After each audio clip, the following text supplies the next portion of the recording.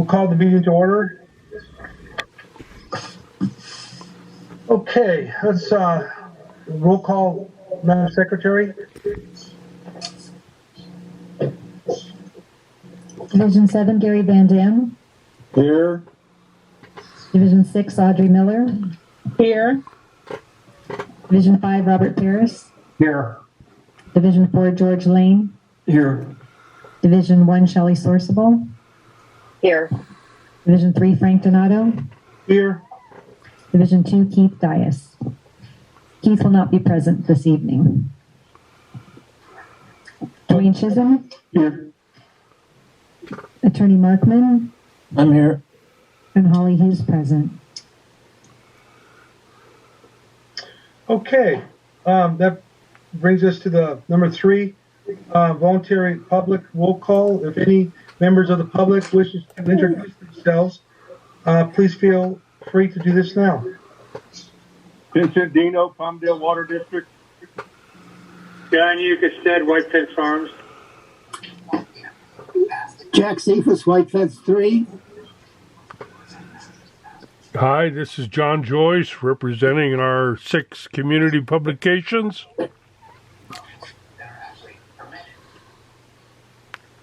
Okay, anybody else? Okay, thank you for attending. Appreciate it.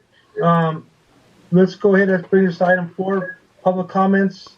Period open to the public. If anyone wishes to address the board on any items not on the agenda, please feel free now to do so.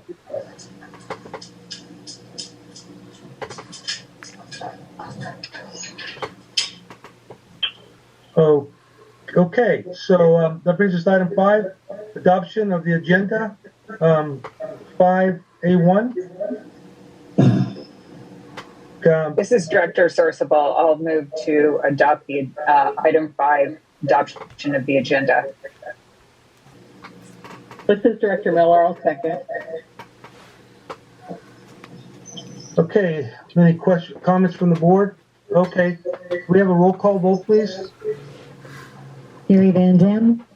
Yes. Audrey Miller. Yes. Robert Paris. Yes. George Lane. Yes.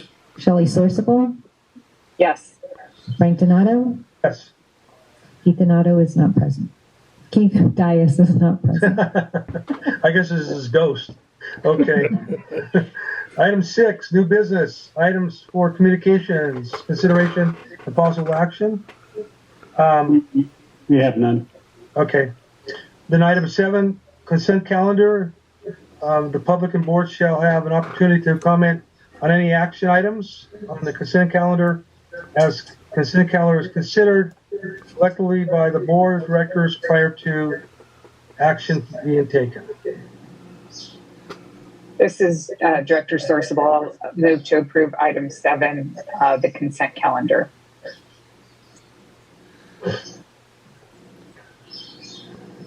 Director Miller. I'll second. Okay, we got a motion and a second. Any comments? Roll call, please. Gary Van Dam. Yes. Audrey Miller. Yes. Robert Paris. Yes. George Lane. Yes. Shelley Sourceable. Yes. Frank Donato. Yes. Keith Dias is not present. Okay. Why is it going too fast? Okay, so item 8, items for consideration and possible action.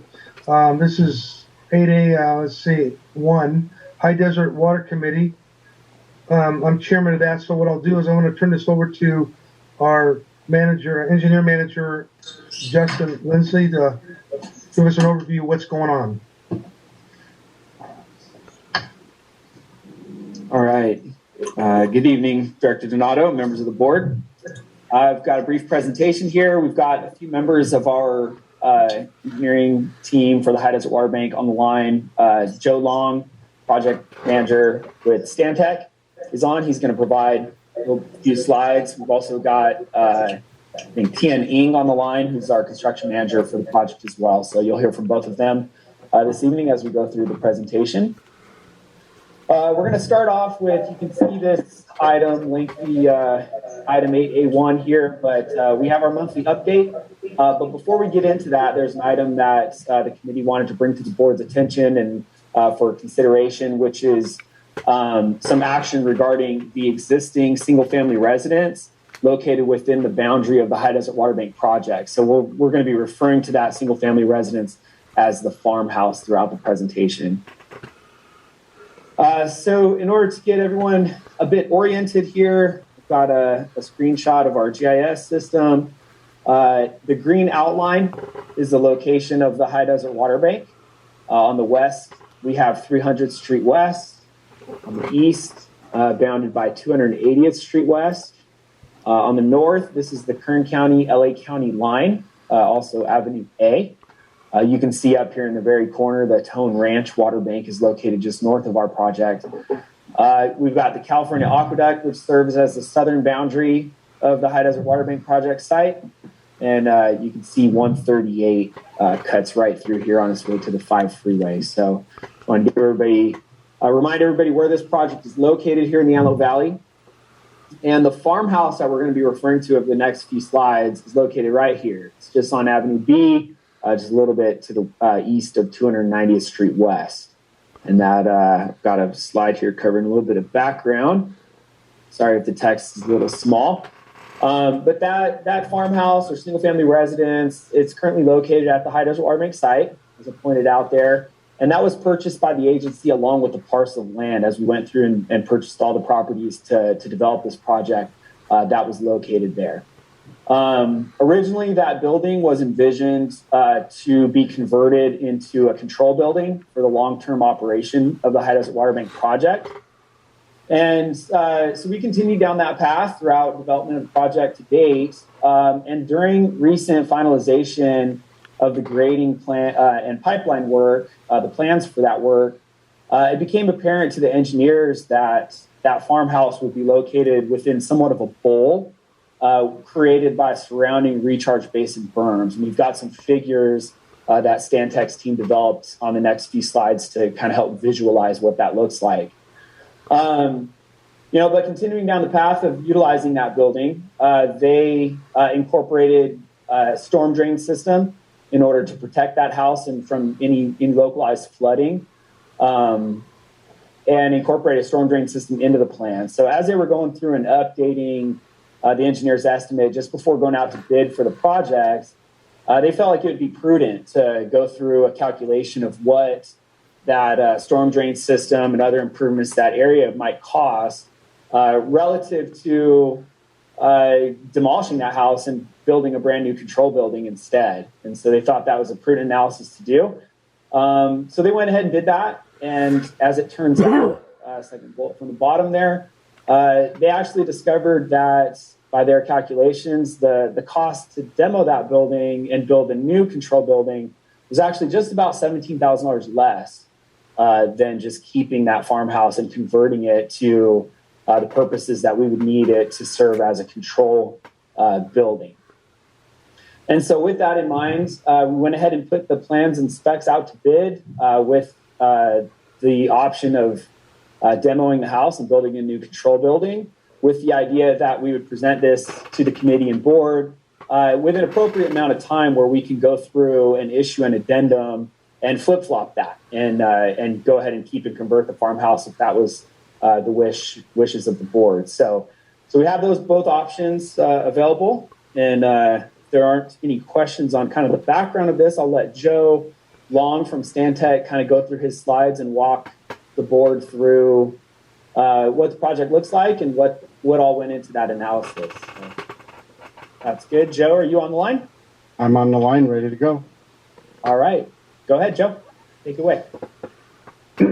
So what you're seeing up on the screen right now is an oblique 3D dimensional model of how the site would be developed. And Justin, if you don't mind doing a little bit of driving for me. Mm-hmm.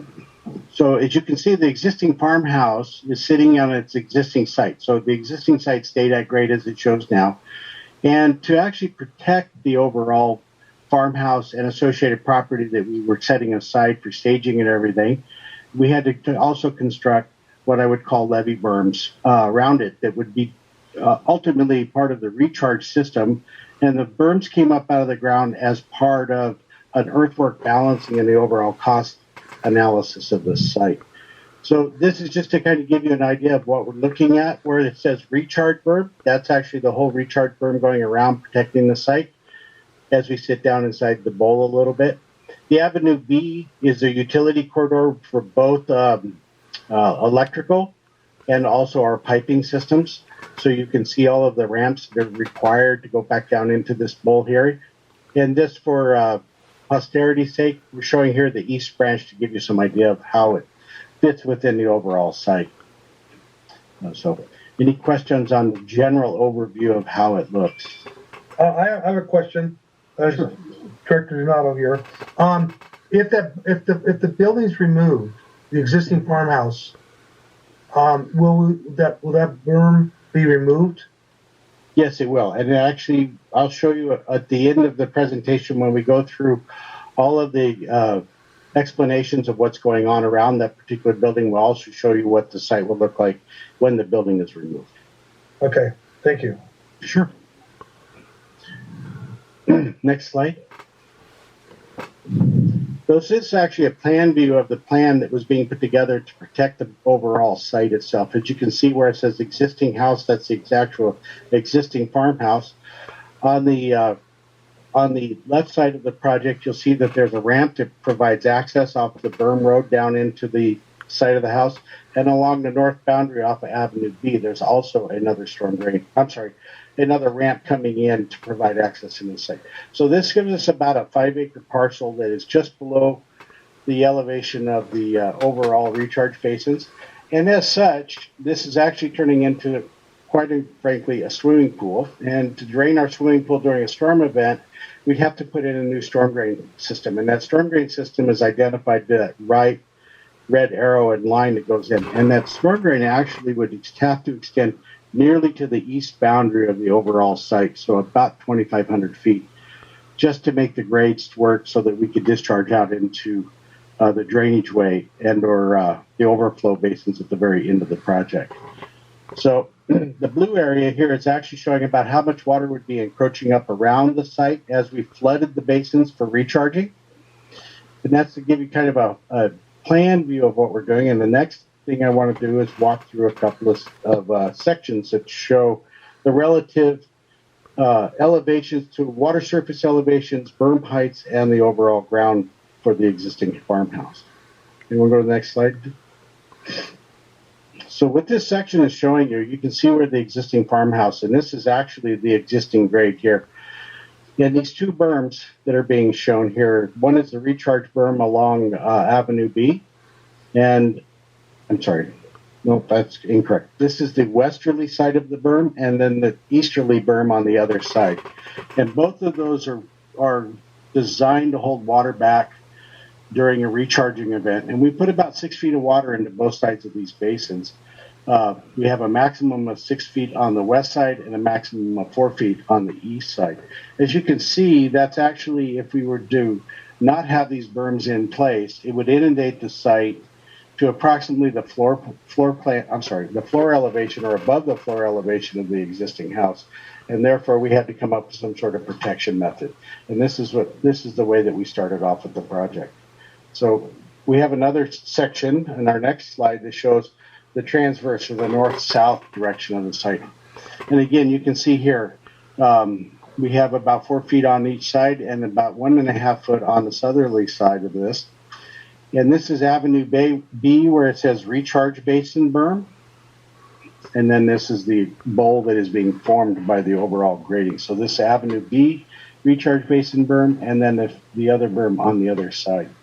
So again, same problem going to north-south. So essentially what would happen during a recharging operations, that entire site would have been flooded if we had not provided some sort of a flood protection and berm protection around the site. So in the next slide, what we'll be showing you is actually what the site will look like after here. So the staging area site was actually the existing farmhouse location here. What we've done is taken a portion of that property, we remained it and brought it up to grade to be used as a staging and operations area for operating the overall basins. What this did allow us to do was extend some of the recharging basins and take advantage of that extra work that wasn't going to be required to put those basins around, which was an overall cost savings to the project. As you can see here, we have the utility corridor along Avenue B, and there's the State Water East Branch. So this is what was currently out to bid. But should the board decide to want to do something different, we can go back to the original design. So, in our opinion, the expense of having to provide protection berms and maintain the site and utilize the building for something else seemed to be unattainable from a cost standpoint. So, we have a cost summary here I'd like to show you, but I wanted to make sure that there were no questions on what the ultimate configuration of the site would be. And Director Donato, this is what I was referring to as the ultimate condition. Right. Okay. And I think you, in the next, I saw part of it, but in the next example, is that going to show if we have the farmhouse, what it would cost to maintain those berms and expenses versus not having it? Yes, we have a side-by-side comparison. Okay, good. Good. Yeah. Thank you. If you want to move on to the next. So I'll just jump to the bottom line, and then we can step through each part of this. So our team went through and we did an estimated life cycle analysis of keeping the existing farmhouse and converting it into a new building.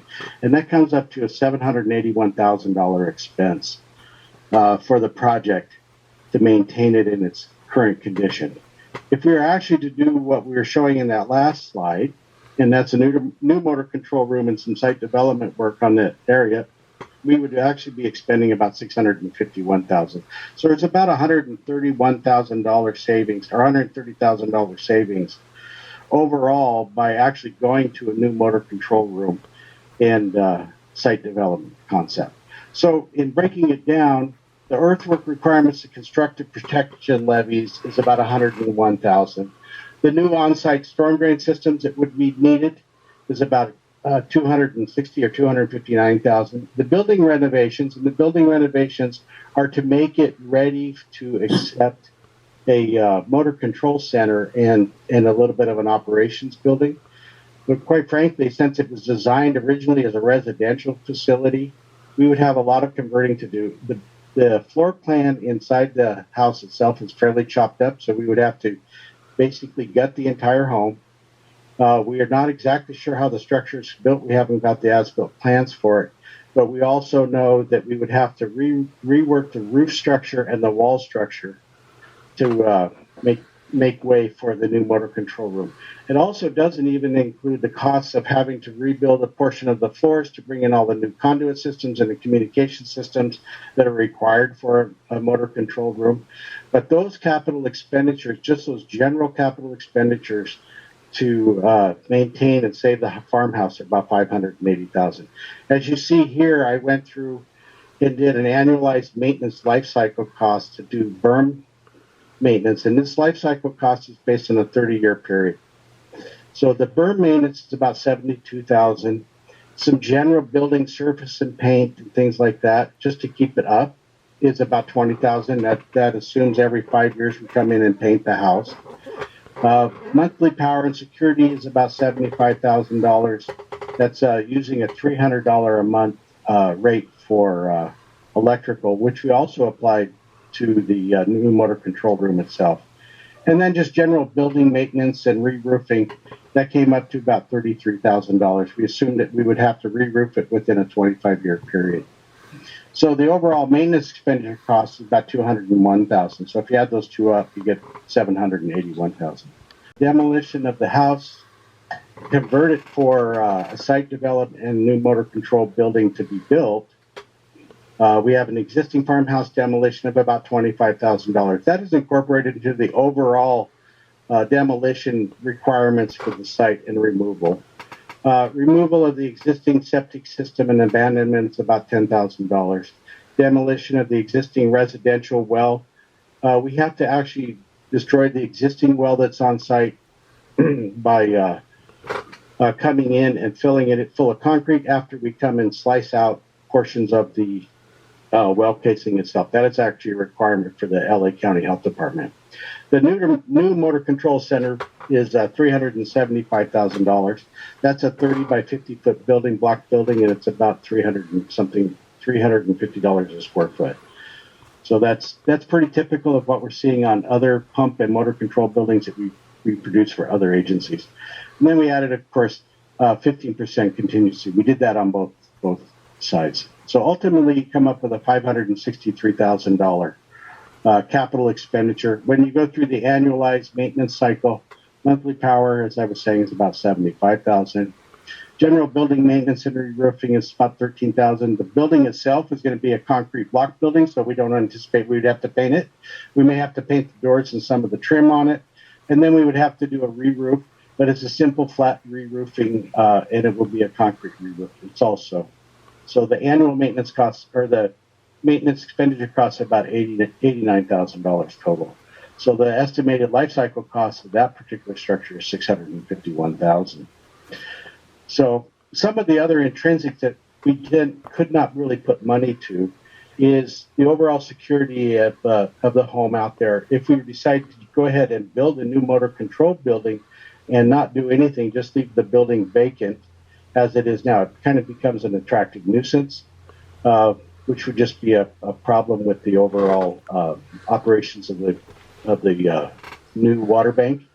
It would be also a burden upon the district themselves to make sure that nobody's getting into it. The building itself, since it's a wood structure, would also be required to have fire protection in there. We're putting probably over $1 million worth of control equipment inside that building when we get done. And we would have to come up with a fire suppression system to make sure that we protect those new facilities that are being put inside it. So at the end of the day, we wanted to bring this and talk to you about it because, one, the costs are fairly close to each other, and two, we wanted to understand the disposition of the board as we move forward with the project. So are there any questions on the overall presentation? Joe, this is Shelley Sourceable. And in the committee, we asked for you to put something together like this, and you did a superb job. Thank you very much. You're welcome. Yeah, this is Director Donato. The committee was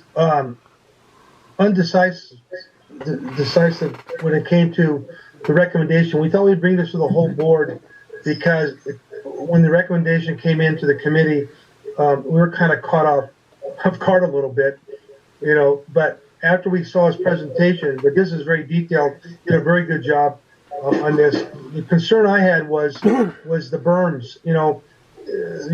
I got a feeling the estimated cost is going to be even more, and I just think that you got weeding involved and all kinds of other things that will be an issue if that property is not used as a total recharge basin for this project. So my personal feeling is that we demolish the building and go to the concrete, and that way we remove that berm and we'll be able to utilize more space for the recharging. So, Director Van Dam, how many bids did we get on the demo on the farmhouse, and how long are those bids good for?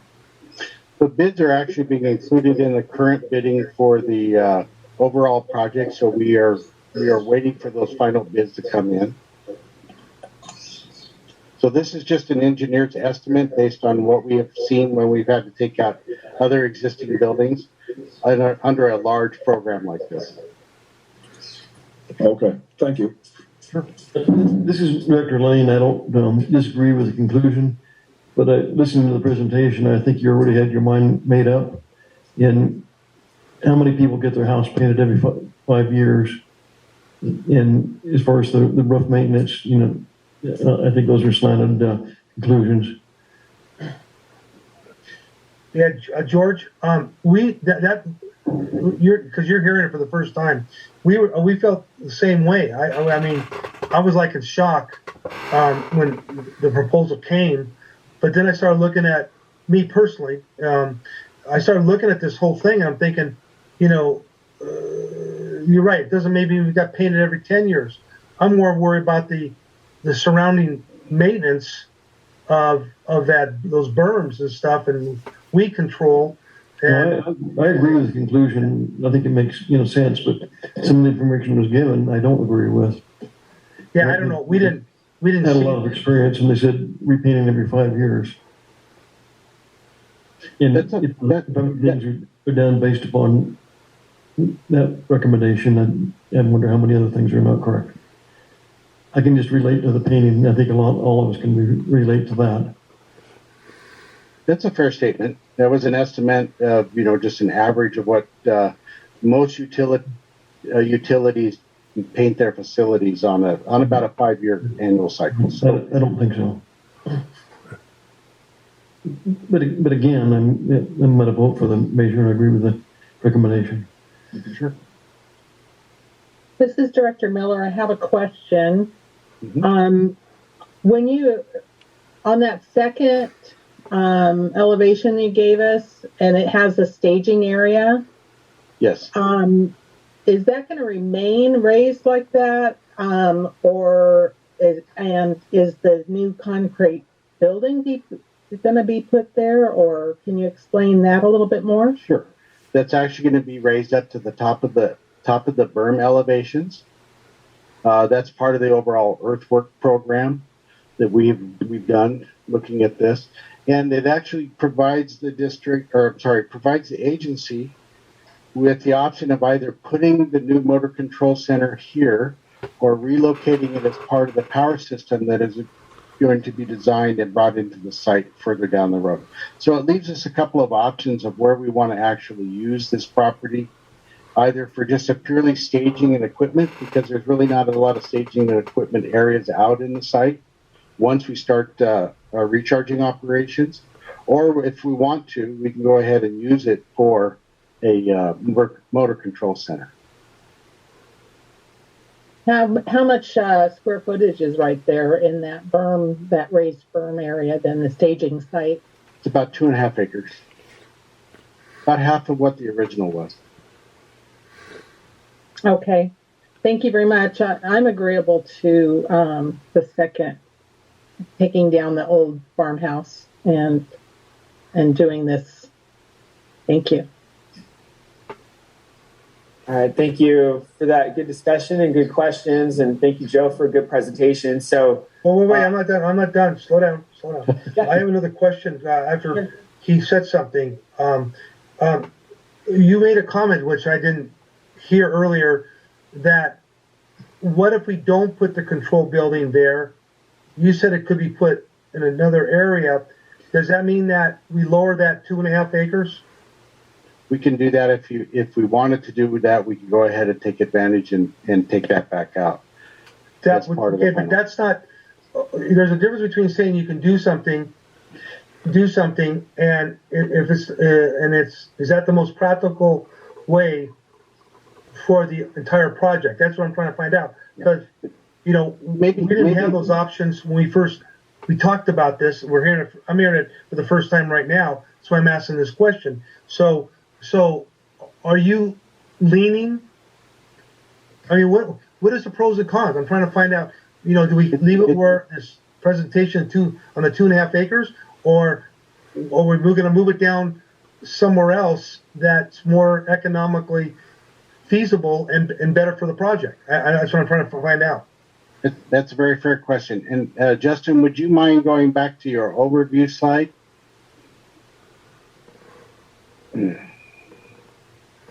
There we go. So, Director Donato, there's two choices in play here. One of the choices of putting the motor control center is to put it adjacent. Hello? Hello? Can you hear us? I hear you. I'm sorry? We couldn't hear you. You dropped off. Go for it. Okay, sorry about that. There we go. I got a big sign across my screen that said interconnection. But what it does is have I lost you again? Yep. No, we hear you. Okay, great. Thank you for confirming that. So we have two options available to us. We can put the motor control center where the new raised pad would be, or we can put it adjacent to where we're planning on putting a new substation at the west side, just east of 300th Street and north of Avenue A 8. And the reason we're putting the substation up on top like that is that it gets it up out of the overall floodplain. There's a slight rise in the topography out there. It's a natural rise. So we can put it next to the overall substation and run it from there, or we can bring it out onto the site. And it really is going to come down to, as we go into the overall design of the power system and the final design of the motor control and communications and well outfitting of the project, we're going to have discussions with both the committee and the district on what is going to be the most convenient and most operationally advantage. So from a cost standpoint, they're about equal. From putting it out location, we'd have to bring power down to both sides. So we'll be bringing power into the wells and communication system into the wells. So we can do it as this more of a centrally located where the farmhouse is now, or we can put it up on the berm and protect it from the regional flooding that may or may not occur in this area. Well, I have a question in that case. Wouldn't it be better to put up where the pumping station is for security reasons, that you can put a perimeter fence or whatever around there instead of putting two of them up, one by the pumping station and then by the farmhouse? That makes a lot of sense too. We have deferred the pumping station for right now, so we're all gravity fed into the overall project right at this particular point. And as we had discussed in the committee, we want to get this first part of the project operational and start recharging to look at its overall performance before we start to expand into putting in the new pumping station and those basins up at the top. This is a staff question. So wouldn't it be better for our employees that if they're working on this project, that the pump station and the control facilities are near each other so they have to drive their vehicle back and forth?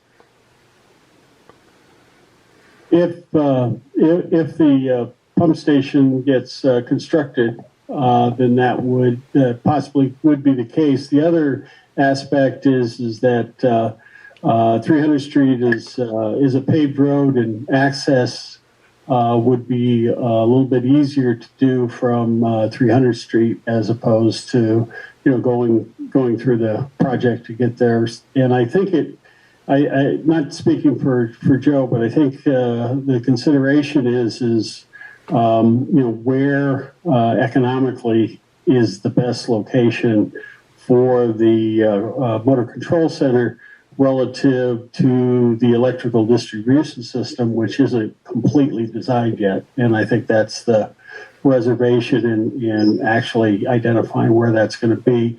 But we do need basically a laydown area or a place to put pipe and other type of materials as they work through the project. And that's part of what the 2.5 acres is going to provide.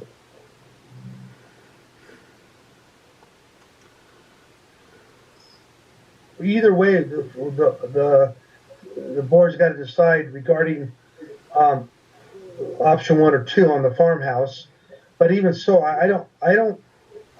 For some reason, I'm not convinced that what you just said, Dwayne, or the pipe the 2 acres. We got so many acres there vacant. It's unbelievable, and I don't know why we wouldn't, kind of keep the yard, the pumping station, and the control facilities in one location, and then secure that area instead of having 2 different secured areas, two different security ring systems. Frank, let me clarify my statement. I can see you. I didn't communicate as well.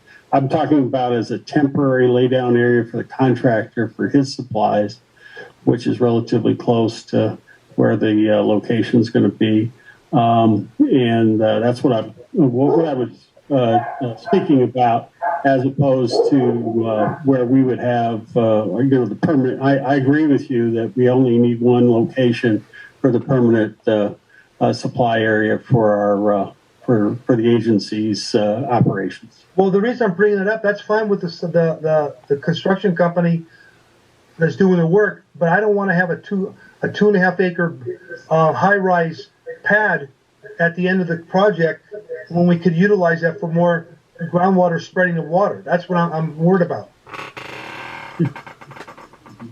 I'll let Joe comment. We could make a decision right now to go ahead and excavate the rest of that area out to be part of the recharging facilities, if you'd like. We think it would be best if you gave us a few options down the road, and if we decide at the ultimate end of the project, based on the final configuration of the power systems, the pumping station, to relocate the motor control center into one more of a centralized, so you do have your singular security area, which makes a lot of sense, that we could take this part of it out and have that excavated out also. The other thing that we should also consider is that we still have a pending groundwater treatment facility that would be adjacent just north of Avenue B. So this would be part of the staging area associated with the operation for that particular facility itself.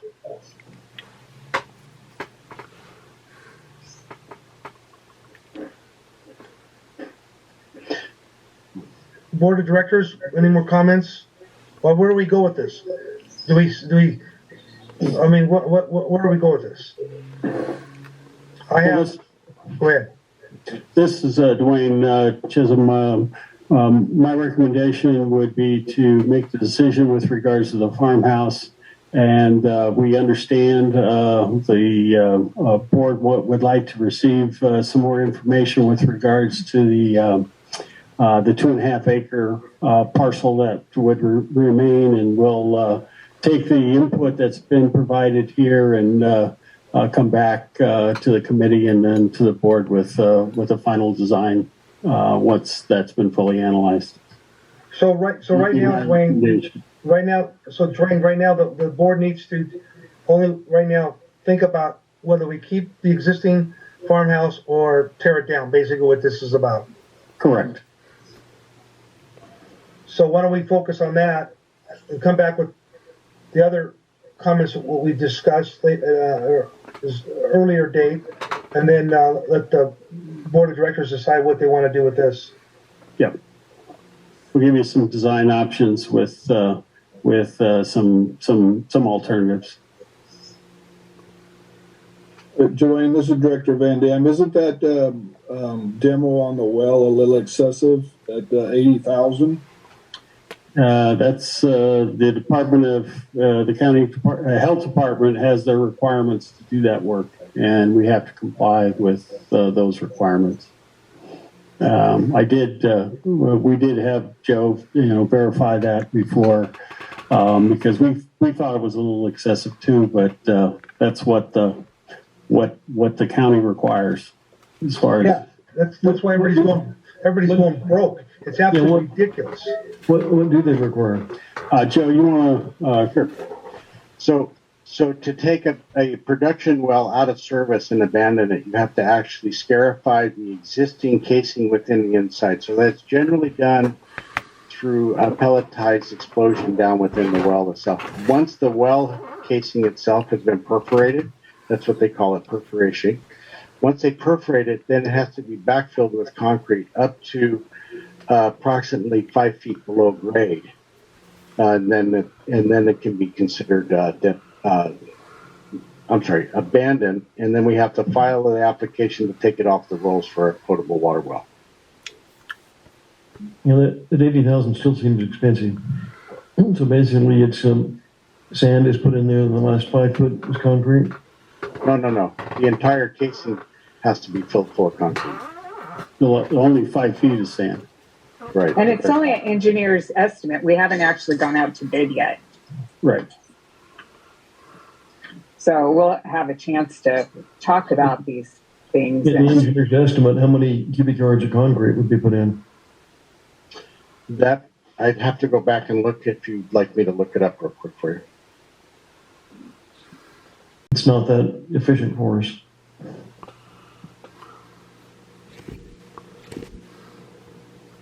Yeah, I think we brought this up before. So this these decisions are gonna last a long time. And if we make a mistake, somebody's gonna say, which I've heard it before, well, the board voted for it. Are you, George, this is Shelley. Are you feeling like we don't have enough information to decide whether or not to demolish the farmhouse or which one of those options? There's a decision to be made, and we just heard about it just, recently in the information. So, we had enough time to think about it? Probably no. Is there enough information? I don't know. You're saying about the farmhouse only? Yeah, well, right? about the whole project. But we're only having to deal with just the farmhouse tonight. Well, the farmhouse and the other building to be built, but we aren't dealing with that right now. Just the farmhouse. Correct me if I'm wrong, Dwayne. Well, No, that's true. That's the decision. well, okay, that's fine. But earlier was to talk about demolishing the farmhouse and building another building. Now we're talking just about the farmhouse, but these all came with just very little discussion. And like I say, these things have happened before. If we make the wrong decision, it lasts a long time. George has got a point, because I felt the same way, George, when we had the committee. I didn't know anything about the farmhouse, and I said, let's bring this to the board. So why don't we just defer this for 2 more weeks, so you have more time, and the other board members, now since this has been it's open, that you guys can talk to our engineer, Justin and Dwayne, and have them give you more information. And then we come back in 2 weeks and we can decide what we're going to do. Good idea, Frank. Right, and then Frank, don't we usually go out to bid and then accept the cheapest bid out of 3? Or I'm a little confused. Sorry, Director Van Dam, not to cut you off. This is Justin. So I think maybe backing up and clarifying kind of what's happening here might be a little bit helpful. And I apologize to everybody other than the 3 committee members who are hearing this for the first time. But committee members did vet this through, and we gave them a presentation not quite as detailed as this one, which they recommended we bring back to the full board. So I apologize if we haven't given all the information that we need to do. But as far as getting bids, currently the way that this project is... Let me cut you off there. Sorry. All right. Okay. Yes, we can defer it for 2 weeks. We may have to make some contract revisions in order to accommodate that, but we can do that. Thank you. I think that's the best interest to the board of directors making this financial decision, and I also believe it's we owe it to to the public as well. And when you have 2 or 3 directors that this is a very, very involved project, and we just got to do it right, and we're not in the business demolishing houses. So it's kind of a culture shock a little bit what's going on here. But that's why I brought up the thing about the pad, and why don't we, put everything together under one secured area. But, there's a lot of little pieces of the puzzle that had been missed, up until this day. So let's wait 2 weeks, like you said, Dwayne. Let's go ahead and table this item, and then we come back and everybody can then digest it and go from there. Frank, do you think it might be worthwhile? We had a field trip out there for those who could make it. Pardon me? Do you think it might be a good idea that we have a field trip out there to view the site for those who can make it? Yeah, I think it's a very good idea. Yeah. Why don't we go and do that? Have you seen? Yeah, that's a good idea. Yeah, I agree, George. I think that's a good idea. Frank, I'm with you on that other location. I believe that if that location's higher, then that would never be a water evaporation area anyway. So why not build it there with a road frontage and everything? Yeah, and that's a very isolated area. I don't want any, vandalism and stuff like that. Like you said, we're spending millions of dollars, for this project. Let's make sure it's in the right place.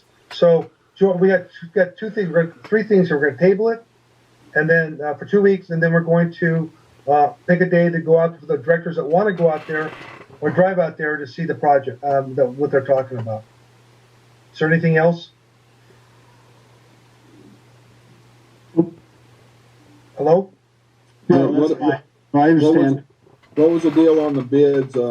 we were talking about the 3 bids. I was a little confused on the bidding process. This is part of a much larger project that we briefed the board on several weeks ago, having to do with the grading and the pipelines and all of that, which is currently out to bid. So we'll be able to address that issue. And another question, I think the engineer was going to get back on the number of cubic yards that well was going to take to fill it. And I understand they're not disagreeing with talking about the department with the health regulations. It has to all be concrete, but that's different than what I've heard of in the past. So do we need to double check that, or are we sure? Well, we've already double checked it, but we'll provide you with the requirements from the health department. And okay, now, and before I've heard you could backfill it with sand or material, then it's only so many feet out to be concrete, but evidently it's been checked and that's not the case. Yeah, that's not the case. I'd also like to check the depth of that well again. I have a hard time believing somebody drill a domestic well at 600 feet deep when your water table's sitting at 180. Makes no sense, Gary. Well, we'll give you all the specs on the well and bring it all back to the. We'll have it for the field trip. That 600 some feet, it's almost unheard of. It may be, but it doesn't sound reasonable. Mm-hmm. Unless that was one of those early day oil explorers that were out there a few years ago. Yeah, not sure. Okay, so are we done with A1? We have the balance of the monthly report. I know, but I just want to make sure. If I'm asking the question, are we done discussing 8A1 before we go to 2? Yeah. Well, part of 8A1 is the remainder of the monthly board report, Director Donato. So we've got a few more slides under 8A. All right, so I'll jump right into it. Starting with section 1, our executive summary, to remind everyone what the goals of the project are. Recharge and recover up to 70,000 acre feet of water, direct pump back to the state water project, and the overall storage goal of 280,000 acre feet. You can see the map on the right outlines the project site. And on the left-hand side, you can see some of the short-term goals for the next 3 months. 2 key ones there are beginning construction on the Aqueduct turnout and drilling of the next 6 recovery wells. Those projects were both already awarded by the board. The contractors are well underway. TN has an update in a few slides here, can provide some more information on that.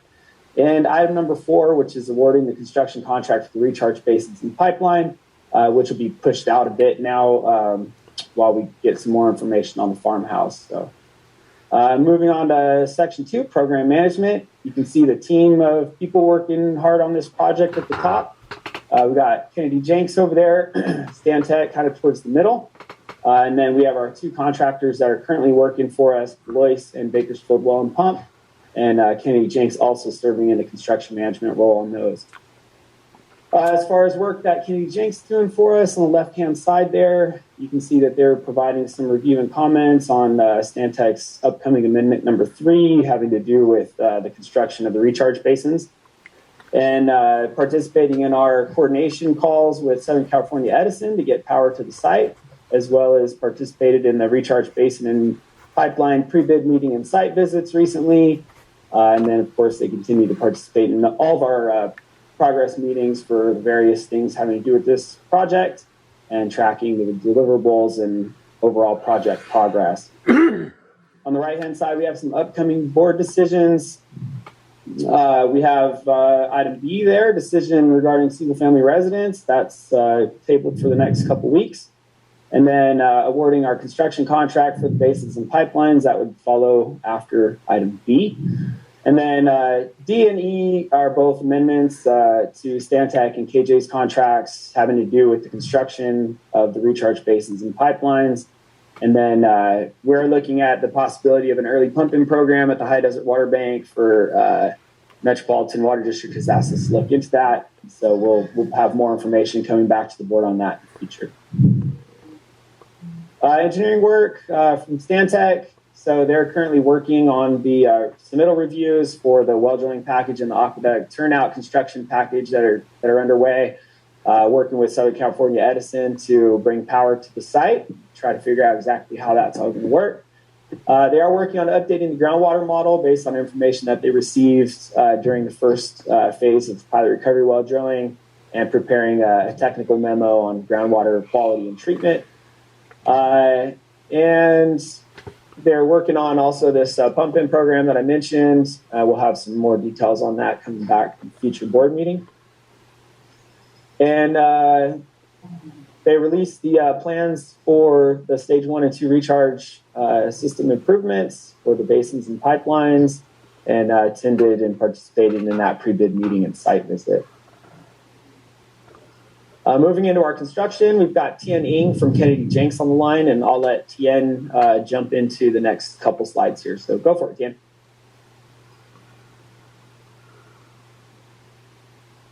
Still there? Hello? Or maybe I'll go ahead and take off. Tien, if you happen to join, just feel free to interject. But so going through the construction, you can see this slide here has to do with the Aqueduct turn-in project. Belois Construction is the contractor working on that. And we've got a table here of the summary of the work that they've done to date. You see at the top, they're working on preparing shop drawings, which are being sent in to the engineers for review and approval. And so far, you can see that they've submitted 44 shop drawings. And these are sent in. These are the drawings done by the manufacturer, which are then sent to our engineers to review to make sure that they are in strict conformance with the plans as they were bid. They've done their preliminary site survey, and they've actually gone out and gotten permission from DWR and the Aqueduct to do some potholing of a communication cable that exists there along the Aqueduct, so they know exactly where that's at before they start working out there. As far as their encroachment permit, with permission, giving them permission to actually start work on the canal or within the DWR right away, they have submitted that. That is currently under review, and hopefully we get that back pretty soon so they can begin their construction activities.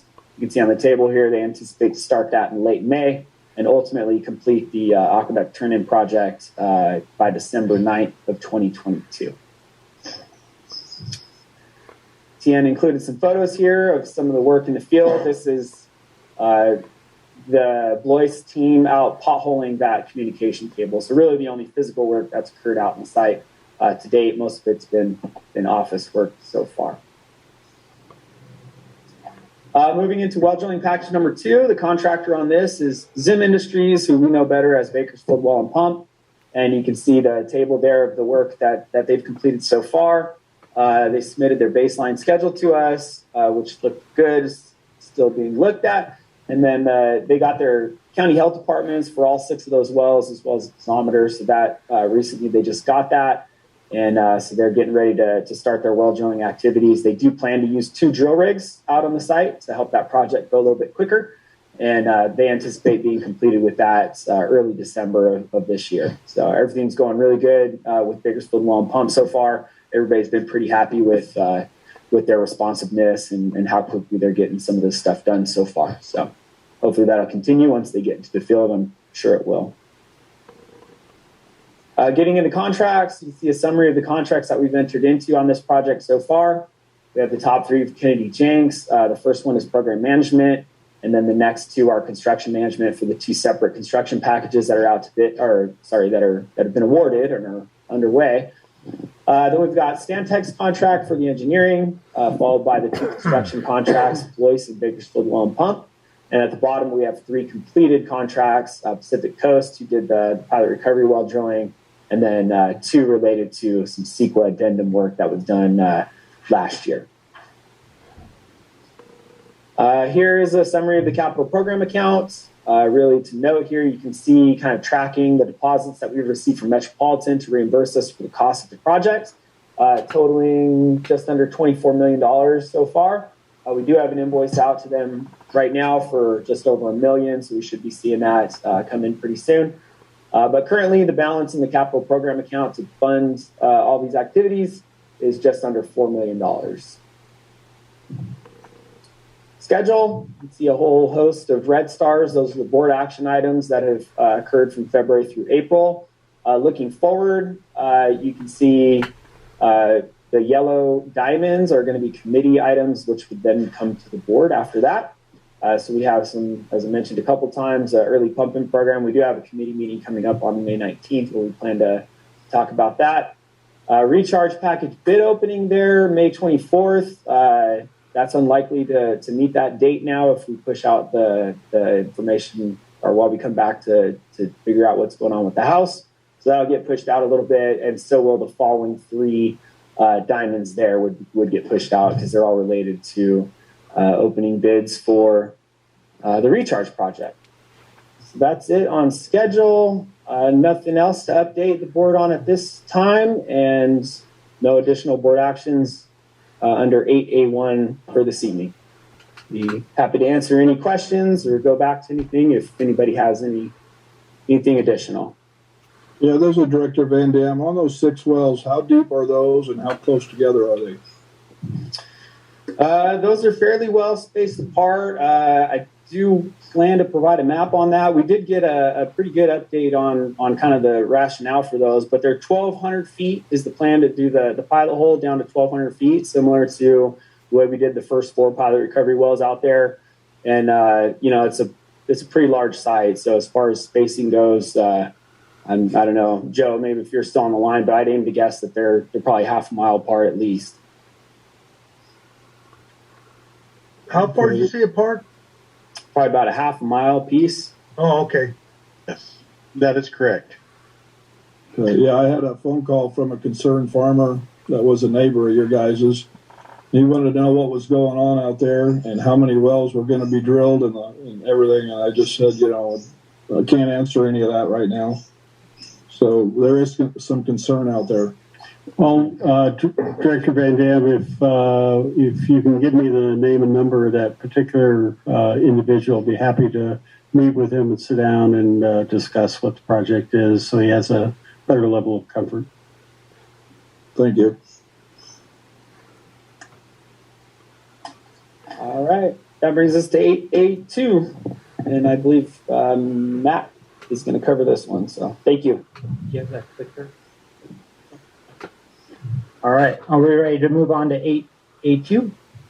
Yes, yes, we are. All right. Thank you. Good evening. This is Matt Knutson with AVEK. So this item is for consideration and possible action on starting the development of our next phase of AVEK'S Enterprise Water Banking Program. So I've got a brief presentation here this evening. I also have Paul Chow with Kennedy Jenks on the line, who's going to help with the presentation, as well as Matt Payne with Westwater Research. As you know, Paul Chow is serving as program manager for the current phase of the High Desert Water Bank, and Matt Payne was instrumental in helping us develop the program that we currently have with Metropolitan Water District for the High Desert Water Bank. So just to remind everybody, the current success that we have with the High Desert Water Bank and our Enterprise Water Banking Program.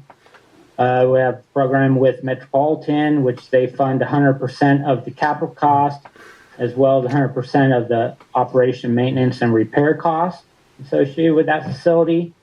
AVEK does reserve second capacity or second priority rights to the facilities as it's being utilized for the benefit of Metropolitan.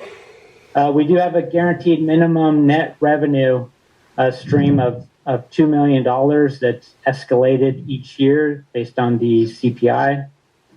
And then a side benefit of the current program, which would carry into the proposed expansion program, is that the benefit does receive a side benefit of the 10% leave behind in the basin. The project partners are only able to recover 90% of their imported water supply that they recharge in our program.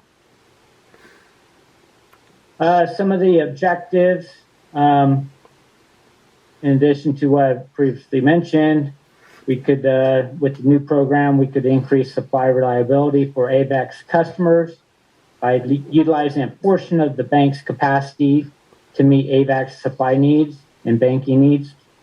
Improves reliability objectives outlined in our urban water management plan. Also strengthens AVEK'S financial position. I talked about the minimum revenue stream. This would just add to that $2 million minimum revenue stream based on capacities from the project partners. And based on the current success of the High Desert Water Bank and the word getting out throughout the state, and particularly the state water contractors, there's a lot of interest from multiple agencies that want to bank with AVEK, primarily due to our location, the size of the basin, the good water quality that we have here in the Antelope Valley, and a number of factors. Potential partners are listed on this screen. You can see Santa Clarita Valley Water District, Santa Clarita Valley Water Agency, Palmdale Water District, local agency, AVEK, Tejon Ranch. They've got a large planned development out on the far west end of the valley, so they have some interest in banking with AVEK. And then Central Coast Water Authority. Reminder that on this chart you can see the preliminary annual recharge capacities and rates being proposed by the various potential partners. You can see what their share of the capital cost would be, as well as the minimum annual usage fee based on that that's tied to the CPI and is escalated each year. Some other partners, obviously Metropolitan has expressed interest in expanding the program and having additional capacity with the agency. So here's a map showing the location of the partners. It's color-coded based on the legend. You're probably wondering why Santa Clara Valley Water Agency up in the north there, in the Bay Area, is interested in banking with us. How that would work and getting the water back to them. In wet years, they would deliver their state water project water down to AVEK'S High Desert Water Bank or Enterprise Water Banking. And then when they called that water in a dry year, there would be an exchange with agencies that have supply in the system, or even an exchange with DWR in the state water project in order to get the water back to them. So with that, I'll turn it over to Matt Payne with Westwater Research, who have put this slide together, and we'll talk through how we envision the MOU or Memorandum of Understanding process work with each of the partners to ensure that the agency isn't fronting any cost associated with the program. And turn it over to you, Matt. Thanks, Matt. Good morning, or good evening, members of the board. This is Matt Payne with Westwater Research. As Matt Knudsen mentioned at the beginning of the presentation, we had the opportunity to support AVEK early on with development of the water banking program with Metropolitan out at High Desert. That was a really valuable, I think, experience for everyone involved, and we learned a lot of good lessons through that process. And based on that experience, one concept we'd like to propose for the board's consideration is early in the development of these additional facilities, enter into memorandums of understanding with our potential banking partners. And there are a couple of objectives for having those memorandums of understanding in place. One key objective would be there would be cost-sharing provisions in those MOUs so that from the outset of the project, we have the partners sharing the development costs with us. That way, AVEK isn't sort of fronting the development costs and then recouping them later. You know from day one, those costs are being shared by the beneficiaries of the project. And then the second objective of the MOUs would be to establish expectations among all the participants in the program about how capacity is shared, how costs are shared, and how the operations of the program work. That's really the concept here, and we'd appreciate your feedback and consideration on it. And just for your information, we've outlined some ideas on some of the key terms that the MOU could include. This is not exhaustive. This is just kind of a starting point, so you can kind of get a sense of what types of provisions would be in here. And if you could advance the slide, that'd be helpful. Thank you. So we have this list divided into, at the top, what would be binding provisions.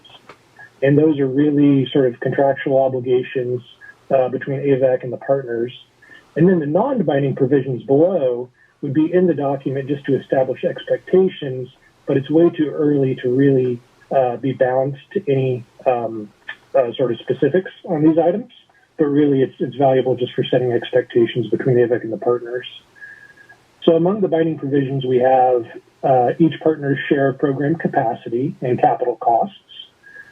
We would have a program development budget, not a construction budget, just here are the development costs for doing the technical and economic feasibility analysis and some of the other things we need to do in order to do the foundational development work, and how those costs would be shared among the partners.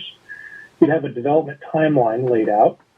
There would be milestones along that timeline and the ability for partners to sort of opt in or opt out, and that's pretty standard for capital projects like this. As the project progresses, new information is discovered, and partners would have the ability to, if they've paid all their costs, opt out, and then their share of the project. There'd be some language around how other partners can either take over their share, or AVEK would have the option to potentially add new partners. Among the non-binding provisions, we would start to lay out a preliminary construction timeline, just so we have everyone kind of on the same page as to when this thing would be built, if it were to be built. We would have some ideas around when the thing would become operational and when the facilities would be available for use, what the term of that program would be that the partners could use the facilities for, some general expectations around capital and operating budget and how those costs would be shared. We'd have a sense of target capacities, so the partners kind of have a sense and they can start planning around what sorts of capacities would be available. And then, of course, usage fees, which is where AVEK really realizes financial benefits from programs like this. So like I said, the concept is to, as an initial step, enter into MOUs with the partners so that they're sharing in these costs and we have the project parameters sort of established. But again, looking for the board's sort of input and feedback on that as a next step. And I'll turn it back to you, Matt. Thank you. All right. Thank you, Matt. Good job.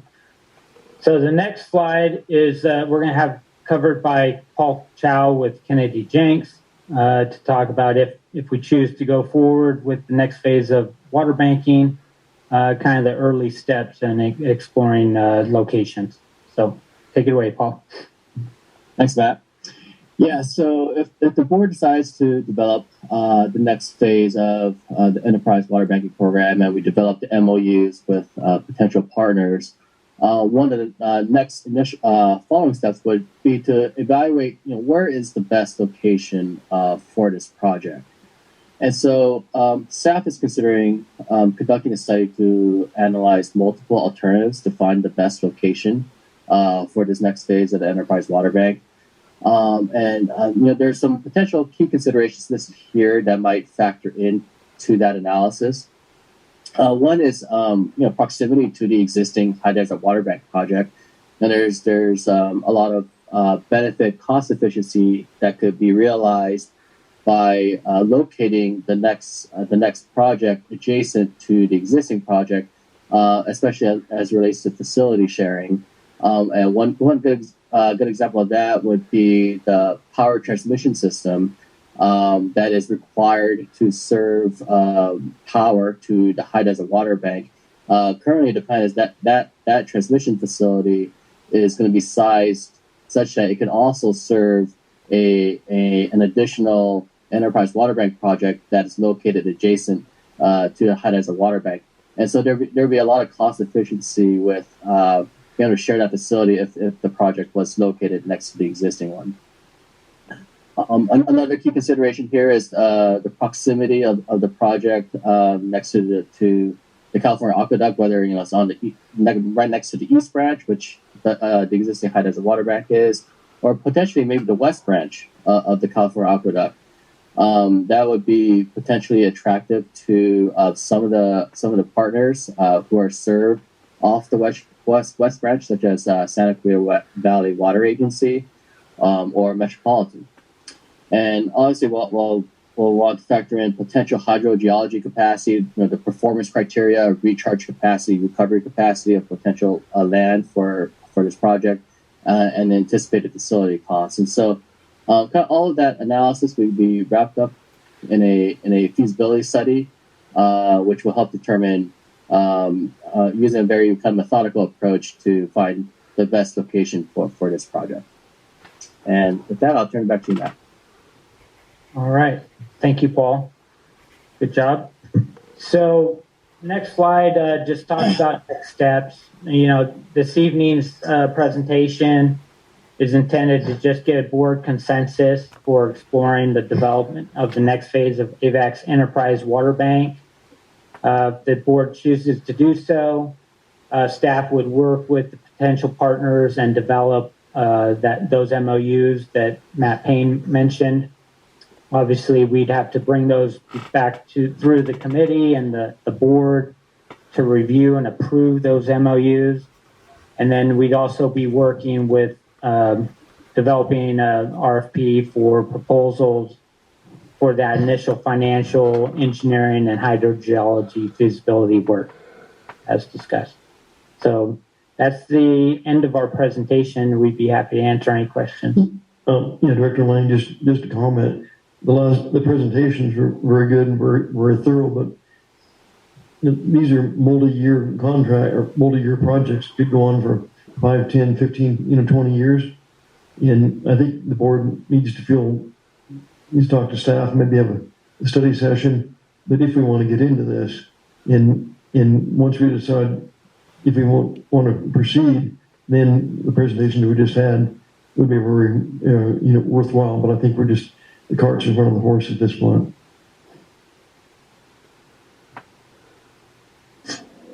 Yeah, we haven't finished the one. We don't know how successful that's going to be. Hopefully it will be.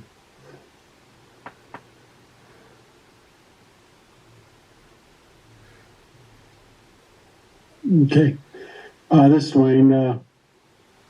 I understand if the board would like to have a study session before they make a decision to move forward, we can schedule that if that's the board desire.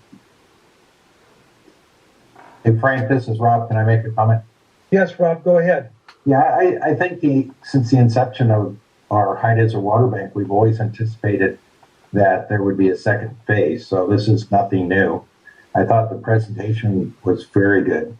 But I do like the idea that Dwayne has. This is a big project and something that we should spend a study session on so that all of us can be on the same page for moving forward.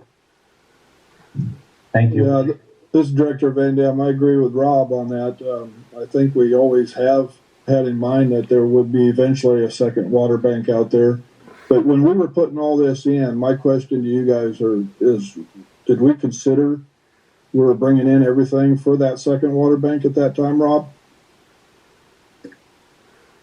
Yeah, so this is Matt. I can maybe speak to that. So the current high desert water bank, Paul hit on a couple components of that current phase that are sized, and we did put some thought into if we get to a point where we want to expand that water bank or bring a second phase in, we aren't replacing some of those major facilities like the turnout on the aqueduct on the East Branch.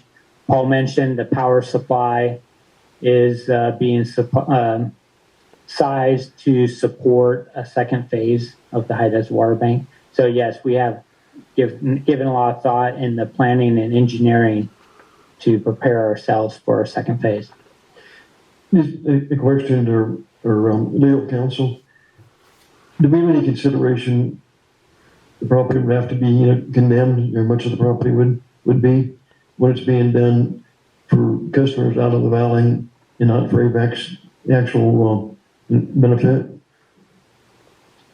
Director Lane, it looks like Jim Markman dropped off the call, so he probably didn't hear that question. Well, we could have that as one topic of discussion at the study session to look at that. But when we condemn, property for our own use is one thing, right? And when it's people outside of the Antelope, Valley, or even in some instances, the county, right? I think we've got to be aware of what the legality is. Right. We could buy it, but I'm not so sure we can condemn it. Maybe we can. This is Director Donato. There is one benefit. It's the 10%. Whatever anybody puts in the ground, they leave 10% behind, no matter who you are. So that, there is benefit there for recharge for the Antelope Valley. If somebody puts in, like Met's going to put in 270,000 acre feet of water, they're going to be leaving 27,000 acre feet of water behind for all the residents in the Antelope Valley. The only thing I have the biggest concern I have is basically what's it going to cost AVEK? If we're not, if they're going to become partners and paying for the projects like they have been doing in the past, that's like this one we're doing right now. I'm for things like that, and I think it's healthy and financially healthy to the valley, because the valley doesn't have, and we as taxpayers, it's very hard to put water back in the ground. And after we see these droughts coming the way they've been coming, it's nice to have that extra surplus water in the ground for emergency use for everybody to use, with that natural recharge that's going to be left behind. So that's something we need to, look at. And I agree with George too, that we need to, these presentations, staff sees this stuff every day of the week, and they talk about it at lunchtime, and the board doesn't. We do some of the stuff through committee meetings, but when they get to this magnitude of size, it takes a little more extra time for everybody to understand and see what we're trying to, do. I know staff has a dream, but what about the board? And what does the board represent? The public. So we have to take that all in consideration. Definitely. And as a committee member, I think that's one of the reasons why we wanted to bring it up for conversation. I think it's great if we have a workshop and see how all this could benefit the valley and AVEK. Well, AVEK, but the public. I mean, the biggest thing I'm looking here is how much water are these people are going to deposit in the Antelope Valley East Kern Agency's boundary? Because the more water we get for them to leave behind, the better the wells are going to be over decades. That's the key. Right. No, so I think George's idea is a great one to roundtable this and see what we can come up with. Yeah, I agree with George also, and I think we also try and hopefully we could pick up some property around that water bank that's not all in 20-acre parcels. I know at some point we were talking to Tahone. Tahone wants to partner with AVEK. They have an existing bank, so we need to look at that option too. Mm-hmm. So anyway. One thing about Tahone, Frank, I think, isn't Metropolitan, don't we own that bank in 40 years, Dwayne? Which I know is a long time, but it's always clicking, right? Correct. There's parts of the contract where once the contract is completed, then the project reverts back to AVEK. Gary, I hope you're on the board 40 years from now so we can see it. Yeah. Everybody, my great grandkids or something. Okay, so where are we at here with this? This was for the most part was an informational item that we wanted to bring forward to the board, and we got our direction, and the next step would be to schedule a workshop, and we'll prepare for that and schedule that workshop and following that, we'll move on to once the board gives us direction to move forward with MOUs, we'll do that. I love workshops. You know that. It gives not just for the board, but it also gives anybody in the public an opportunity to hear in and see what we're doing. So that's a good idea. Okay, so we're going to go ahead. We're not going to take any action on that. You know what we got to do. So now are we done with those two things? Yes, we are. Okay. Okay, so now that puts us at number 9, General Manager's report on water supply projects. How many more projects and programs? Sure. I wanted to give you a little bit of update here on the state of California's redistricting before we get into our normal general manager's report with regards to the condition or lack of rainfall that we have. And because there has been quite a bit of change in our representation with the new redistricting based on the new census. Director Donato asked staff to create this presentation so that the rest of the board would have a good understanding of who our new representatives are. I shouldn't say what our current representatives are going to be. We'll find out how that all works after the election in November. But at least the lines have been redrawn. We'll go over that. Boy, Dwayne, I got a question. So a couple times I've gotten calls. The redistricting was all done by what you're going to give us, an AVEK. When does that take place? Does it take place after the election, or does it take place now before the election? Well, it takes place. In other words, the change date is at the election. So if you're running for the 34th Assembly District, it'll be within those new voters are going to be elected the 34th person. So it takes effect once the election occurs. So you're saying that the people that are running have to live basically in 2 districts. Well, basically it comes out almost 2 districts, right? Yeah. In other words, I think the way I understand it, Frank, is that the existing members keep their positions until the new election comes about, and once they have the new election, that's when they go through their. That's when they make the changes, especially in our case where there's such a significant change.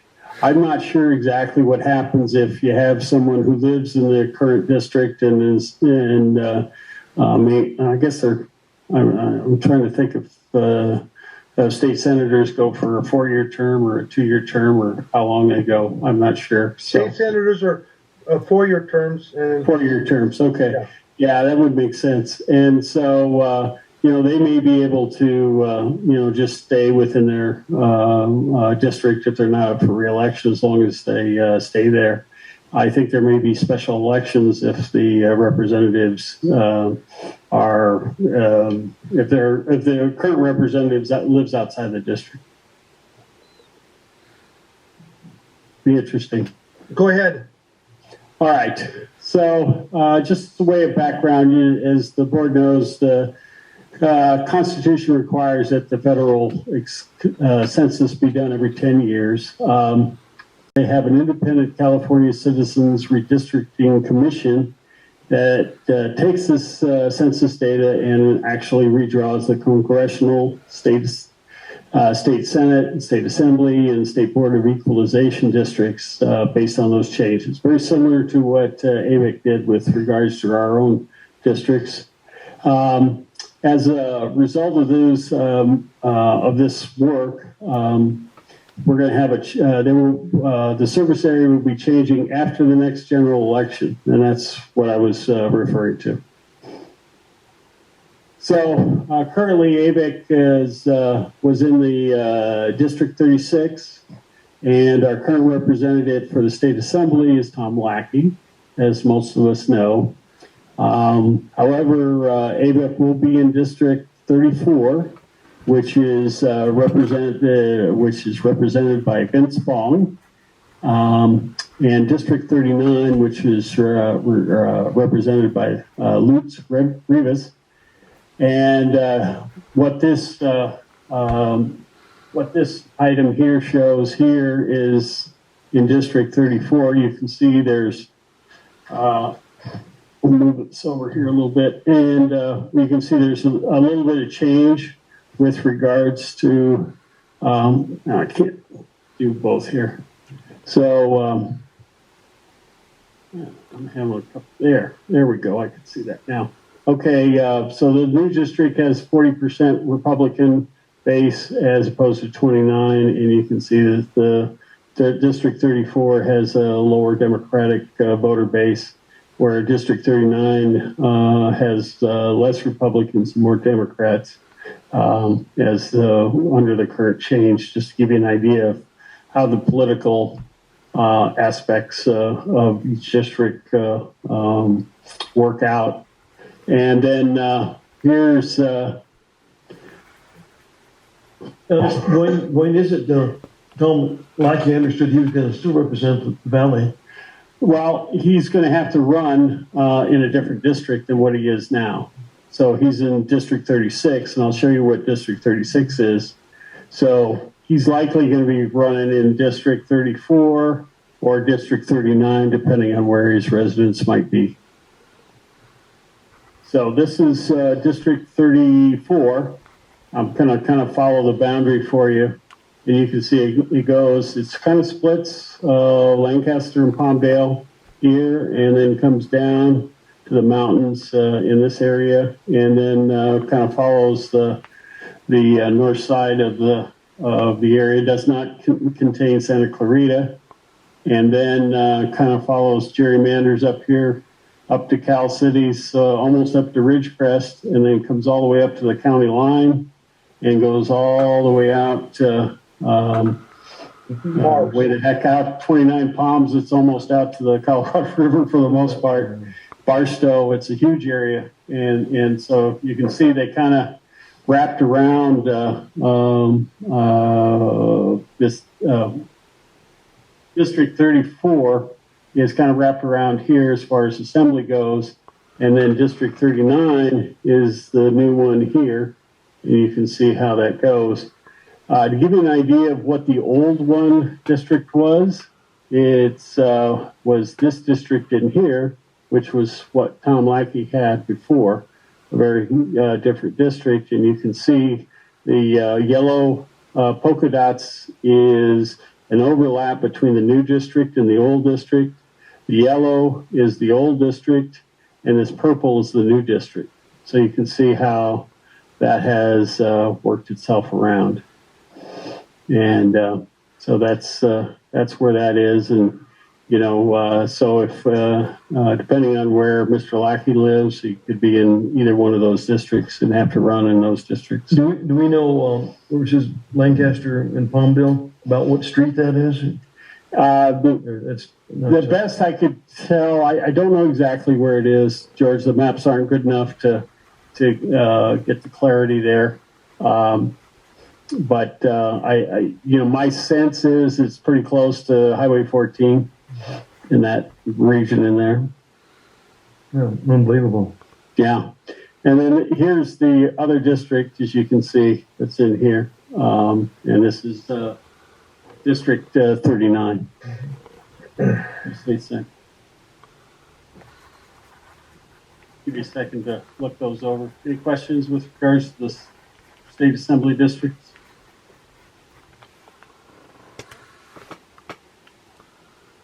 Once again, here's a little better map, George. You can see this is District 39. You can see here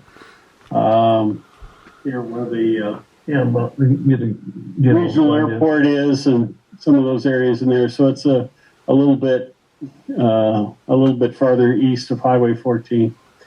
Well, some income, which could be district, they could be out of the, yeah, in some district. Yeah. So that's District 39, a better picture. I think the assemblyman is my understanding, in the Assemblyman in the Barstow area or Victor Valley area, Right. Tom Smith, I believe his name is. Right. I think he's going to be running against, Lackey, I think. Probably. Could be. Very well could be. Yeah, he is. He is. I saw Tom. He is running against them. Yeah.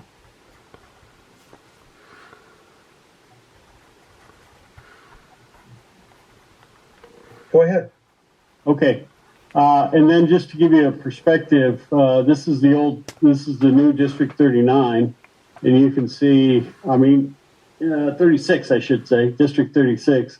This is Lackey's old district, and it pretty much goes down the Mexican border, takes in the Salton Sea and much of this desert area that isn't part of this other. So you can see that there'll be different representatives.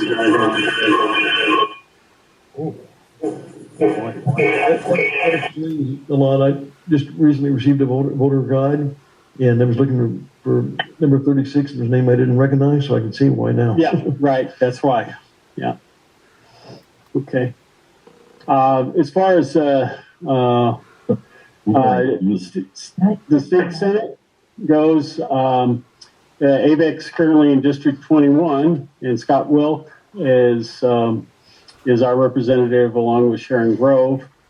District 23 will be the new district, and District 12, and Rosalisi Ochoa Bo is the Republican that is representing District 23, and Anna Caballero is representing District 12. And so those are the ones that are representing those two districts at the present time. And so if we look at this... Could you go back? Sure. And I knew you guys would love this. I had no idea. Yeah. So you can see the things haven't changed much, as far as the partisan split here, a split, I should say. And so they're pretty consistent what they were. Yeah, thank you. And here's the map. And this one here is District 23. You can see it has some Santa Clarita in it. Comes down in through here and comes out to Victorville, and has all this area, Palmdale and Lancaster and so forth. And then the new District 12, and this is the District 12 that comes in here, and it takes in a lot of Karn and Monio and Inyo County, but it also has part of our Kern County. This is California City in here. And contains some of our, this is Tehachapi, so you can see it contains some of our service area to the north.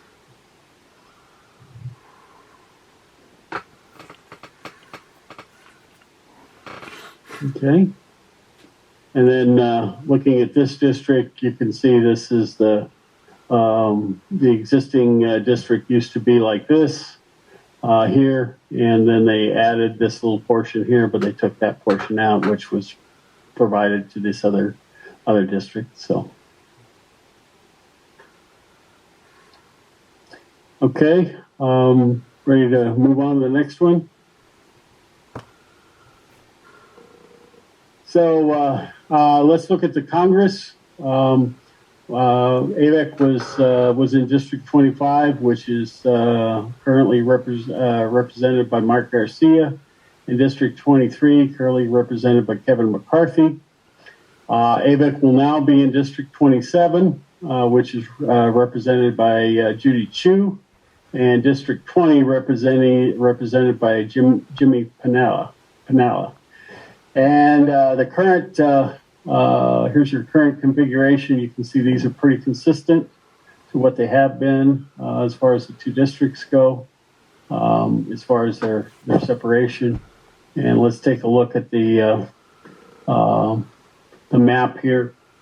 And then this is 27 is up here, and it goes through these areas. And here's a very large area. You can see from over here, this is the old district, and they took this portion off and this portion and included that in there in the new district. So you can see there's a little bit of overlap. They actually took some areas away in this one for District 27. And then the new District 20 map, you can see that this is what this looks like. They've added a few little fingers here, but they took these pieces off in here. And so it's this area up in here. You can see it kind of doesn't take in, takes this part of Kern County in, as you can see in here, just the northern portion of it.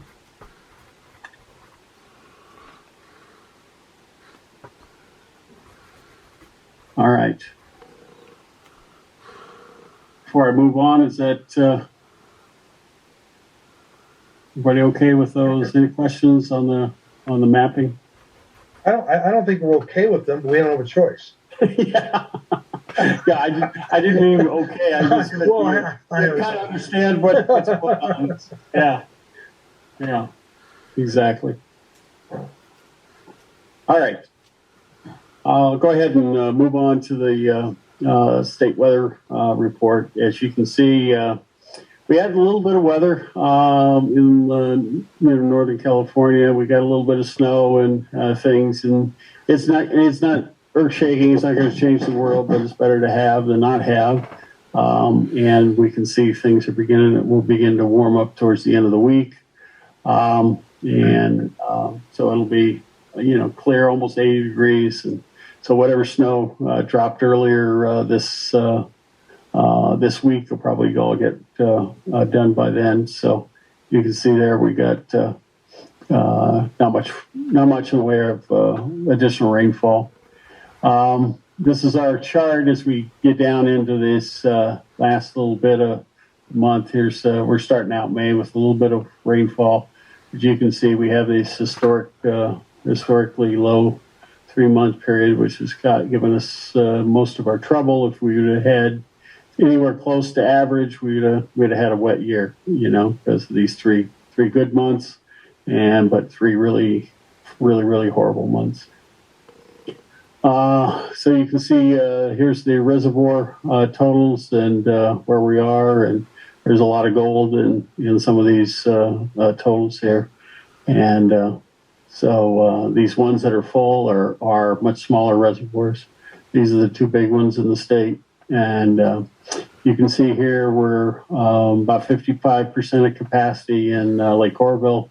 San Luis Reservoir is about 46% capacity. The red line is what average is, so we're considerably below average here. As our chart goes, this curve here is normal. You can see we had a little blip with this little bit of April and May, a little bit of additional runoff that came in to puts us in a little better position going into next year and help us with our environmental compliance through the summertime period. And we were looking at the San Luis Reservoir. You can see here we're pretty flat along here. We haven't taken normally you might even have seen a little bit of a draft down in through here, but we were able to get some water across the delta and get it into that area there. Closer to home, we're still we're running about 16 million gallons a day out of the various treatment plants from each of the areas, because we don't have a lot of water to. And we got 118 million gallons worth of capacity, and we're using about 10-15% of that capacity. And then as far as our geopurification or our water bank recovery, you can see that we're doing a little bit on the east side. That's just water quality related. And then the west side is where we're moving some water into the Waterworks 40 system. And we're running about 14 million gallons a day out of those facilities. We're also using those bench ranch wells. And, we don't do any water banking other than what we can put into the east side so that we can take it out and just keep that area in balance. As far as operation and maintenance goes, we moved up to about 60% of our capacity. We'll see this number continually increase over the summer period, closer to 70, 80, 90, 100% of our capacity coming out of the groundwater bank. And then we got the east side treatment plants back online, and our recharge rate is 30 acre feet per week. The RFPs for our chemicals are coming back, and we'll be supplying those to the Finance Committee for review. I can tell you that it's significantly more expensive.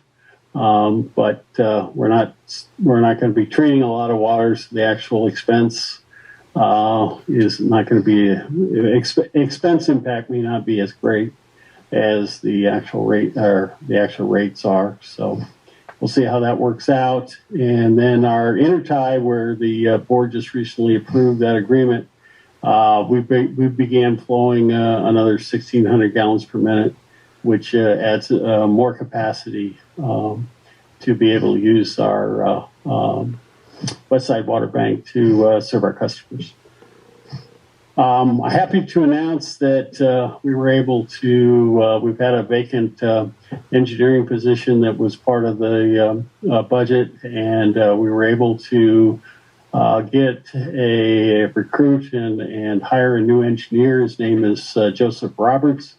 He's a professional engineer. He has extensive experience in groundwater banks and with big pipelines like ours. He currently works for GEI, a private engineering firm, and he's going to start his work with the agency on the 31st. Water quality updates. We're meeting with the contract lab is scheduled for this week to go over prices and costs. We also have a new sample site plan that's been updated to the Department of Drinking Water. And I got informed, got a message or I read an article today, I guess, that said that we have a new MCL, a proposed MCL coming out from the state on Chrome 6. If you remember, many years ago, we had a MCL of 10 parts per billion, and then the court made them go back and change how they went about doing that to go through the proposed rulemaking process again. And they've done so, and they've come back to the same conclusion that 10 parts per billion is going to be the maximum contaminant level for Chrome 6. They're looking at, in the article I read, there's about a 3 or 4 year compliance schedule. More details to come back, and we'll report back on whatever impacts this may have on AVEK'S, so we can make any mitigation measures that may be necessary to do that. As far as events and schedules, we have the Edge Spring Business Summit Conference at the AVEK'S Fairgrounds. That's on the 25th at 10 a.m. Concurrently, we have the Water Master Board meeting on the 25th. And as far as the GM schedule, I will be planning to make my first trip to Sacramento in, I guess a year or two. Since the COVID came into play, as there's more, they're going back to regular public meetings associated with Sacramento. So I'll be being going from Tuesday to Friday for those various meetings in Sacramento. And that's all I have, I believe. Ed, one question, right? Sure. The new hire, I missed the first part of that. Is that going to be with the West Side Water Bank? Is it going to be involved in that? He'll be involved in the West Side Water Bank. He'll be involved in all of our capital programs. He has design experience, so we anticipate he'll be able to do some in-house design work. Certainly do a lot of the plan checking work that we contract out now. He'll be able to achieve that work. For example, we hired a firm to do the West Side piping project. We would have allowed him to do that work. He's designed things and done work, very large pipelines like 48 inch, 56 inch. So he has that experience along with pump stations and others. So he's just a really, really good fit for what AVEK does. No dollars. Mm-hmm. I've heard that before. Understand. Like coming through years long before you. Right. That it's never happened to the extent, but I always look at each time we hire somebody, how much does that raise the water rate in the breaker? Right. Yeah. Right. So anyway, as long as he does what you say, and there's the dollar savings. Yeah, and what I'm anticipating, what I'm planning to do is show, just like we did with maintenance department, where we've showed, the contract savings versus the costs that were involved in creating the maintenance department and the work that we're doing. We show what the cost savings is for that, and we'll be looking to, as part of his orientation, to the work that he's doing that would have been contracted otherwise. We'll keep track of what that amount is. That would be good. So that you could weigh the costs and benefits versus probably 25 years ago, I've heard pretty much the same. I understand. Okay, thank you. I understand. Saying it and doing it are two different things. Okay. All right. Any other questions with regards to the engineer's report? Covering the general manager's report?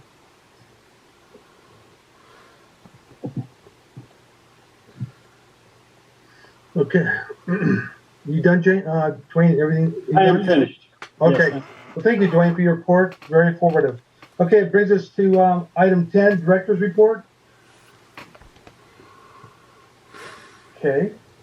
11, attorney's report. Who is on? Our attorney had to drop off, so I don't think there'll be a report today. Okay. Then number 12, request for further agenda items. Anybody want to add something? Okay.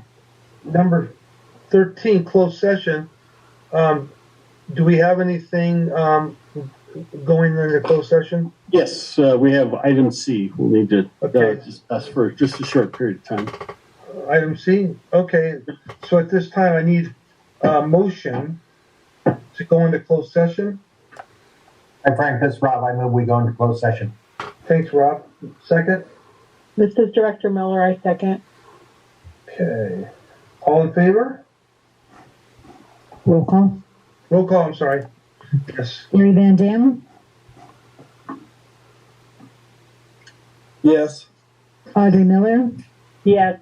Robert Paris, Yes. George Lane, Yes. Shelley Sourceable, Yes. Frank Donato, Yes. Keith Dias is not present. Okay, motion passed. So now you'll convert us into closed session. Please stand by.